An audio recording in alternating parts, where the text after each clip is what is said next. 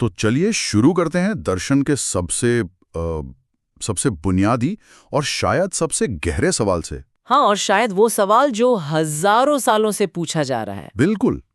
आखिर परम सत्य क्या है?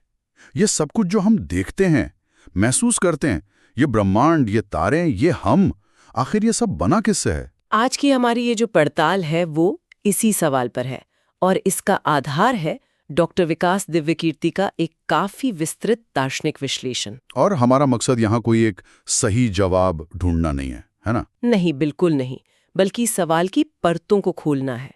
हम ये समझने की कोशिश करेंगे कि अलग-अलग विचारकों ने इस गुत्थी को सुलझाने की कोशिश कैसे की। और सबसे दिलचस्प बात, हम देखेंगे कि ये सदियों पुराना सवाल आज क्वांटम फिजिक्स के दौर में पहले से भी ज्यादा प्रासंगिक क्यों हो गया है। चलिए इसे खोलकर देखते हैं। इस सवाल के पीछे की भावना को समझने के लिए एक पल को ब्रह्मांड में अपनी हैसियत को देखते हैं। मतलब खरबों आकाशगंगाएं हैं। अनगिनत, हाँ अनगिनत। उनमें से एक है हमारी मिल्की वे। उसमें अरबों तारे हैं, जिनमें से एक मामूली सा तारा है हमारा सूरज, और उसके ग्रहों में से एक है पृथ्वी, और उस पर हम हैं। ये एहसास ही इंसान को बहुत छोटा महसूस कराता है। बिल्कुल, और यही विशालता हमें ये सोचने पर मजबूर कर देती है कि इस सब के पीछे का सच क्या है। सही बात है। और दूसरी तरफ मैं उस शुरुआती इंसान की कल्पना कर रहा हूँ जिसके पास कोई वैज्ञानिक जानकारी तो थी नहीं। वो तो पीके फिल्म के किरदार जैसा रहा होगा। हाँ, ये अच्छी एनालॉजी है। जो दूसरे ग्रह से आया और सब कुछ पहली बार देख रहा है। ये सूरज रोज क्यों उगता है, ये नदियां कहाँ से आती हैं, और सबसे बड़ा सवाल, मैं कौन हूँ, मैं कहाँ से आया हूँ। और इसी अचरज से दर्शन शुरू होता है, और यहीं पर हमारे स्रोत विचारकों के दो बड़े दिलचस्प प्रकार बताते हैं, मकड़ी और मधुमक्खी। मकड़ी और मधुमक्खी। हाँ, मकड़ी वो है जो जाला बनने के लिए कच्चा माल मतलब रेशम कहीं बाहर से नहीं लाती, वो अपने अंदर से ही निकालती है। अच्छा, मतलब अपने ही विचारों और तर्क से एक पूरा सिद्धांत बना देना। एकदम सही। ज्यादातर दार्शनिक मकड़ी की तरह हैं। बाहरी दुनिया के तथ्यों के अभाव में वो अपनी तर्क शक्ति और कल्पना से सिद्धांतों का एक पूरा जाला बुनते हैं। तो फिर मधुमक्खी कौन है?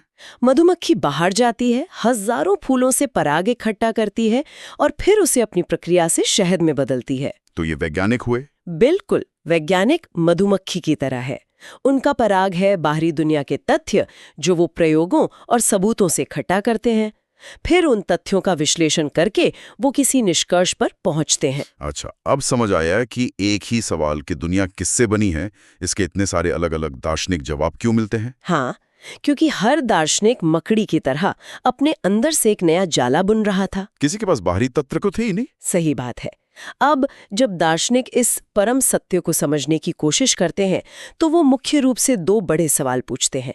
पहला, इसकी संख्या क्या है। संख्या मतलब वो परम चीज जिससे सब कुछ बना है, वो एक है, दो है, या बहुत सारी हैं। ठीक है, एक, दो या अनेक। लेकिन मुझे लगता है असली बहस तो इस पर हुई होगी कि उस चीज का स्वभाव कैसा है, वो आखिर है क्या। आपने बिल्कुल सही पकड़ा। यही दूसरा और शायद ज्यादा गहरा सवाल है।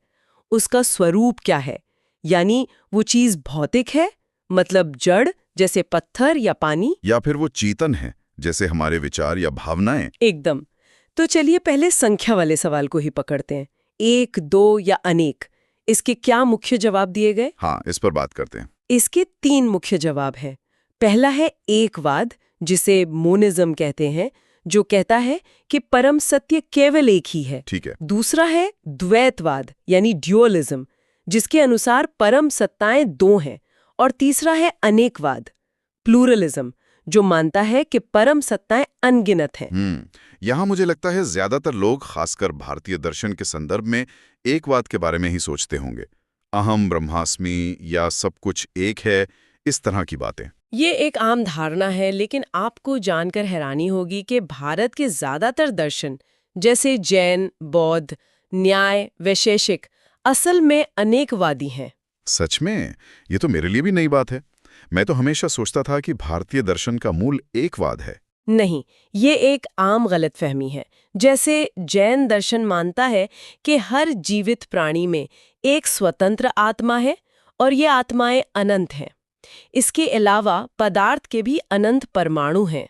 तो यहाँ कोई एक परम सत्ता नहीं है। अच्छा, तो बहुत सारी स्वतंत्र सत्ताएं हैं, इसीलिए अनेकवाद। ये तो बहुत दिलचस्प है। चलिए अब द्वैतवाद पर आते हैं। ये कहता है कि परम सत्ताएं दो हैं। ये दो चीजें क्या हैं? ये दो चीजें हैं पदार्थ यानी मैटर और चेतना यानी कॉन्शियसनेस। ठीक है। द्वैतवादी कहते हैं कि ये दोनों ही असली हैं और एक को दूसरे से पैदा नहीं किया जा सकता। ये दो अलग-अलग हकीकतें हैं। और इनको पहचानने का सबसे आसान तरीका क्या है? इसे हम अपनी 5 इंद्रियों से महसूस कर सकते हैं। और चेतना वो है जो जगह नहीं घेरती, जैसे मेरे विचार, मेरी खुशी, मेरा गुस्सा। मैं ये तो कह सकता हूँ कि मुझे बहुत गुस्सा आ रहा है, पर ये नहीं कह सकता कि मेरा गुस्सा 2 इंच लंबा और 1 इंच चौड़ा है। बिल्कुल, उसे नापा नहीं जा सकता।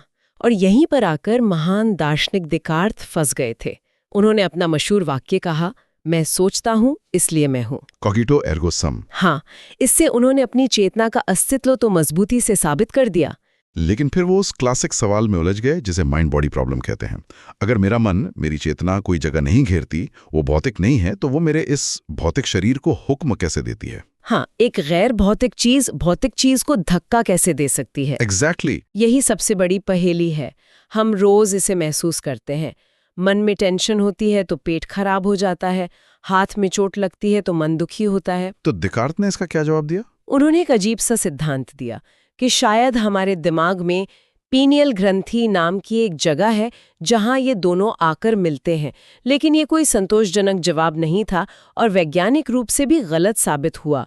ये द्वैतवाद की सबसे बड़ी और अनसुलझी समस्या है। ठीक है, तो द्वैतवाद 2 अलग दुनियाओं को जोड़ने में नाकाम रहा। अब आते हैं एकवाद पर, जो कहता है कि परम सत्य सिर्फ एक है। यहां से तो बात और भी ज्यादा दिलचस्प हो जाती होगी। बिल्कुल, क्योंकि अब एकवादी के सामने एक बड़ा सवाल खड़ा होता है। अगर सब कुछ एक ही चीज से बना है तो वो एक चीज क्या है, पदार्थ या चेतना? और यहीं पर एकवादियों के 2 बड़े खेमे बन जाते होंगे। बिल्कुल। पहला है भौतिकवाद यानी मटीरियलिज्म। इनका मानना होगा कि सब कुछ पदार्थ है। हाँ, ये मानते हैं कि परम सत्य सिर्फ पदार्थ है। जो कुछ भी है वो पदार्थ या ऊर्जा का ही कोई रूप है। चेतना जैसी कोई अलग चीज नहीं है, वो बस दिमाग में होने वाली एक जटिल रासायनिक प्रक्रिया है। लेकिन इनकी सबसे बड़ी चुनौती वही चेतना को समझाना है।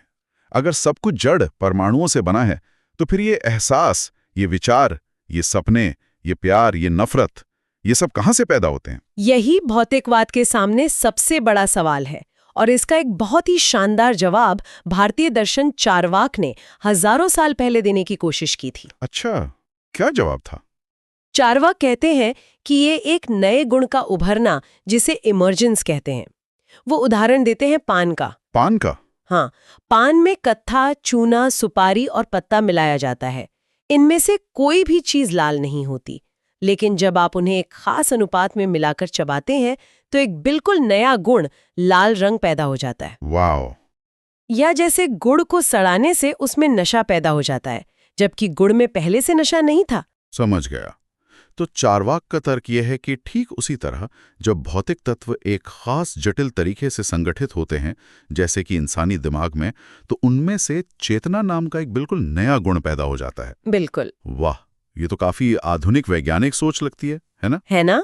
अब आते हैं एक वाद के दूसरे और बिल्कुल उल्टे खेमे पर।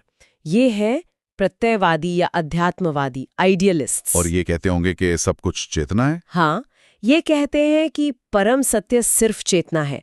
पदार्थ जैसी कोई चीज असल में है ही नहीं, वो सिर्फ चेतना का एक भ्रम है। 1 मिनट, ये बात हजम करना थोड़ा मुश्किल है।